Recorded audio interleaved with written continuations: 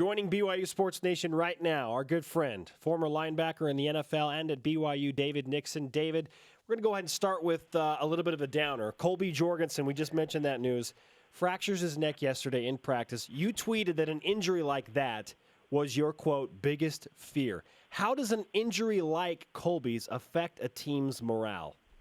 You know, it's tough. I mean, you got one of your brothers that's been injured and a bad injury. I mean, that's one that most likely. I mean, we'll see what the doctors say, but my guess is that ends his career and he's done for now because that's something you don't mess with. In fact, I had a brother-in-law.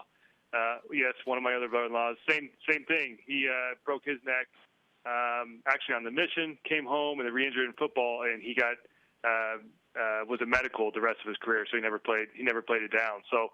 Scary thing. Obviously, football is now second, and getting Colby, making sure his surgery went well and that he's good to go is the primary focus. But it's tough. It's tough to watch one of your guys because it is your biggest fear. I mean, it's something that you can't really worry about per se because the second you become hesitant is the second you do get injured. I mean, when you're playing ball out there, you have to be going full speed all the time. But having that injury in the back of your head, because you hear about it all the time, guys getting paralyzed or guys having those type of serious injuries, and it's a scary deal. That's football. I mean, you know what you're getting into when you step on that field, but obviously you just hope that nothing comes about like that. But, like I said in my tweet, my thoughts and prayers are with him and his family.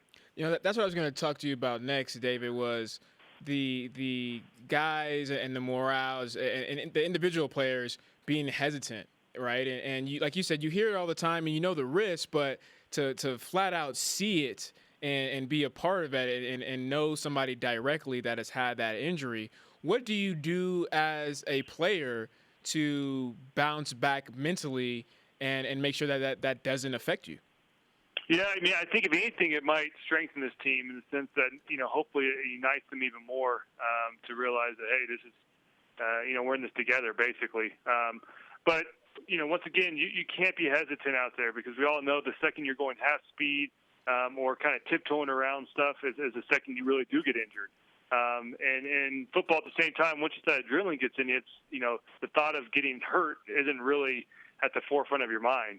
It's going out there and playing ball. So, I don't know if it necessarily will affect the players per se, but there's no question that emotionally, one of their brothers has fallen and they'll be worried about him. But they know they've got a task at hand to continue to go out there and prepare and get ready for the season. And I imagine that they'll have him, in their thoughts as they continue to prepare. BYUtv college football analyst David Nixon with us on BYU Sports Nation. Yesterday was kind of a weird practice. Obviously, the injury factoring into that.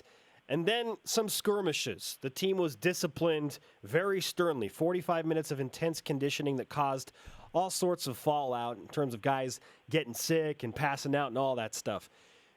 Do you look at this, David, as a good thing that BYU is intense and getting in fights and then thus requiring the discipline? I mean, how do you view that? Listen, we're just a few days into camp. I mean, these guys are excited to get back at it. The true excitement, and Brian can attest, the true excitement is kind of worn off now that you're a couple days in. Those first few days, you just can't wait to be back. But now it's kind of wearing off. You're like, man, we still got some time before the season rolls around. We've got some serious time we got to put in. So, the fighting thing is not a big issue. I mean, it happens in football all the time, and if anything, it can kind of get guys excited and maybe get some motivation there when they are dragging, when they are a little tired. What is interesting to see is Coach Mendenhall discipline the team. When I was there, he never disciplined us for fighting. He'd just break it up and, say on to the next drill. So interesting approach that Coach Mendenhall's taken with his team. I will say I talked to Taysom yesterday. He said that that was the hardest practice he's ever been through. And I imagine it was because of all that conditioning. So, take a different approach. You have seen these fights going on in the NFL. You see guys now getting sucker punched. I mean, it can be dangerous with those fights. And I know Coach Mendenhall doesn't want that type of environment. But like I said, interesting. He's taking this hard stance on discipline and when it does happen. So we'll see. We'll see if there's any more fights going on the rest of the fall camp. But like I said, I personally sometimes liked in the sense that it kind of got guys excited when there was a kind of a dragging day and there was a fight. It kind of got guys focused and got guys going. So we'll see. We'll see what type of effect it has on the players. Dave, I agree with you 100%, man, as far as seeing the intensity, the passion, and then that just literally electrifying the rest of the team and the team producing at a much higher level than previous. But it's always a fine balance between intensity and discipline and being on task. How were you able to do that as a player when you played? Yeah, it is a fine line. I mean, here's the thing too. When the fight does break out, I mean, it's the written code, not the unwritten code. It's the written code that you go there to back up your buddies. So, you're going to see these fights that kind of escalate, and this a fight that starts between a defensive back and wide receiver get into a little scuffle will turn to the whole defense versus the offense. So I think the biggest thing is maintaining the discipline and the focus, knowing that, hey, we're wasting valuable time, right? You only have so many hours you can spend out there on the field. And if you spend half that time getting in fights and trying to break up the fight, you're getting no work done on the field, and you're not getting your defenses and your offensive packages installed, and you're missing out on valuable red zone time or whatever it may be. So keeping that in mind, the hope is to hopefully, have anything like that die down and get back to playing ball, because it can distract and take away time. And I remember my freshman year with Croton, there were fights all the time. And we would, sometimes we actually planned the fights because we didn't want to do certain drill, like 9-on-7 or something. And we go out there and say, hey, let's get in a fight today because we don't feel like doing an inside run drill today. I don't know if the team this year with BYU or with Broncos doing that, but it is a fine line. But at the same time, if there is a fight, I mean, you can't just sit there and say, hey, I got to be disciplined and stay out of it. I mean, you have to go back up your buddies and make sure that both sides respect you. David Nixon with us on BYU Sports Nation. BYU is one of the most penalized teams in America last year, David. Top 5, 81 yards per game. They run a lot of plays, so automatically there's a greater chance for them to be more penalized. But when you look at the efforts being made in camp to penalize individuals for any little slip-up, do you think it's going to work? Do you think it will show in games and it will make a difference?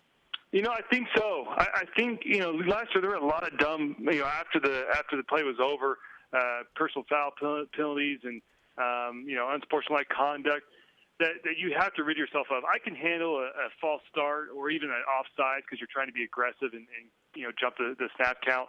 But when you're doing dumb penalties, shoving guys after plays or taunting, things like that, I think that's what I think Bronco would probably be most upset about. He's never upset about those hustle plays or ones that you're trying to be aggressive on. The ones that are just dumb penalties, I think, are the ones he gets frustrated over. And so, I imagine the fighting is one of them. I mean, that'd be a 15-yard penalty. It's not an ejection of one of your main starters. And I think that's what he's trying to send the message with is if you get in a fight, I mean, during the regular season, that's a penalty and you're flagged and you're out of the game. I mean, that really hurts the team. And so sending that message early, I think, is crucial. But I don't think when I was there, we were one of the worst penalized teams as well. I mean, we were always up there in the top 15, 20. But we still produced on the field. And so I don't know if there's a direct correlation per se between the two. But I do think with the personal fouls and the unsportsmanlike conduct, there's direct correlation showing that you do lack the discipline to either walk away or just kind of not taunt or whatever it may be. So, like I said, I think it's good you send the message early, and hopefully this year's team, won't be ranked in that top 5. David, Harvey Long is looking like he will be the vocal leader of the defense. How important is it for the leader to come from the linebacking position? I mean, shouldn't it come from the secondary? No, please. Never. Never. The secondary listen to the linebackers at all times, all places, and all things. No, it is. It's really important. And I think the biggest thing with Harvey, I think, is not only him being vocal, but he's got to go out there and produce on the field. I mean, that vocal leadership only counts whenever that player is actually producing. Nobody's going to listen to a leader that's all yelling at them, let's go, if they're going out there and they're missing their assignments and they're not where they're supposed to be. And so I think the biggest thing is Harvey goes out there, knows the defense, he's in his right position, and then people start to respect him and say, look, this guy is a leader. He knows what he's doing. He's a producer.